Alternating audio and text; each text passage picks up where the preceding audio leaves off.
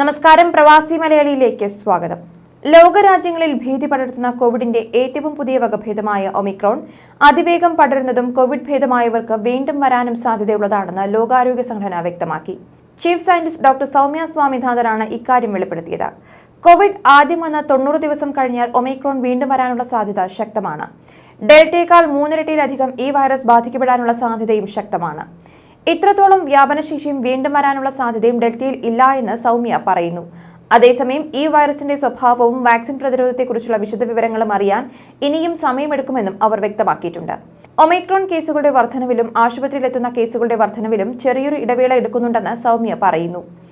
അതുകൊണ്ട് ആശുപത്രിയിൽ അഡ്മിറ്റ് ചെയ്യപ്പെടുന്ന കേസുകളെക്കുറിച്ച് പഠനം നടത്തുന്നതിനാൽ 2-3 ആഴ്ചയോ കാത്തിരിക്കേണ്ടി വരും. എങ്കിൽ മാത്രമേ എത്രത്തോളം അപകടകാരിയാണ് ഈ വൈറസ് എന്ന് മനസ്സിലാക്കുവാൻ സാധിക്കൂ എന്നും അവർ വ്യക്തമാക്കി. ദക്ഷിണാഫ്രിക്കയിൽ ഒമിക്രോൺ കേസുകൾ അതിവേഗത്തിലാണ് വ്യാപിക്കുന്നത്. അവിടെ കൂടുതൽ കുട്ടികളിലാണ് ഈ വൈറസ് ബാധിക്കുന്നതെന്ന് റിപ്പോർട്ടുകൾ പറയുന്നു. ഈ രാജ്യത്ത് കൂടുതൽ ടെസ്റ്റുകൾ നടക്കുന്നുണ്ടെന്നും സൗമ്യ സ്വാമിനാഥൻ വ്യക്തമാക്കി. നിലവിൽ കുട്ടികൾക്ക് നൽകാൻ സാധിക്കുന്ന വാക്സിനുകൾ അധികമില്ല.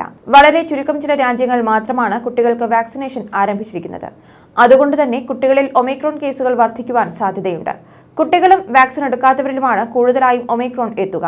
കേസുകൾ ഇനിയും വർദ്ധിക്കുന്ന സാഹചര്യത്തിൽ ഇവർ ഭയപ്പെടേണ്ടി വരും.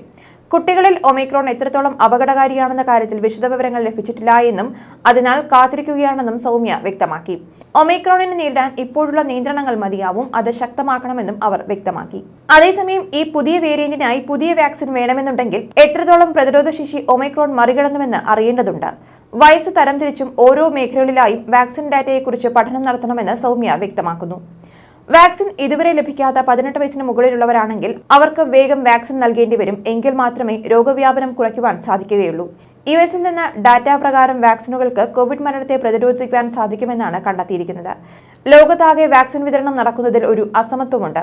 25 രാജ്യങ്ങളോളം വളരെ കുറഞ്ഞ വാക്സിനേഷൻ കാരണം ബുദ്ധിമുട്ടുന്നുണ്ടെന്ന് സൗമ്യ സ്വാമിനാഥൻ വ്യക്തമാക്കി. അതേസമയം രാജ്യത്ത് ഒമിക്രോൺ വ്യാപനം ശക്തമാകുന്ന സാഹചര്യത്തിൽ ആരോഗ്യ പ്രവർത്തകർക്കും കോവിഡ് മുന്നണി പോരാളികൾക്കും ബൂസ്റ്റർ ഡോസുകൾ നൽകണമെന്ന് ഇന്ത്യൻ മെഡിക്കൽ അസോസിയേഷൻ ആവശ്യപ്പെട്ടിട്ടുണ്ട്. ഒമിക്രോൺ കൂടുതൽ സംസ്ഥാനങ്ങളിൽ റിപ്പോർട്ട് ചെയ്യുന്ന പശ്ചാത്തലത്തിൽ 3ാം ഡോസ് വാക്സിനും കുട്ടികളുടെ വാക്സിനേഷനും സംബന്ധിച്ച വിദഗ്ധ സമിതി ചർച്ച നടത്തിയേക്കും. ഒട്ടുമിക്ക സംസ്ഥാനങ്ങളും ഈ 2 ആവശ്യങ്ങളും മുൻപോട്ട് വച്ചിട്ടുണ്ട്.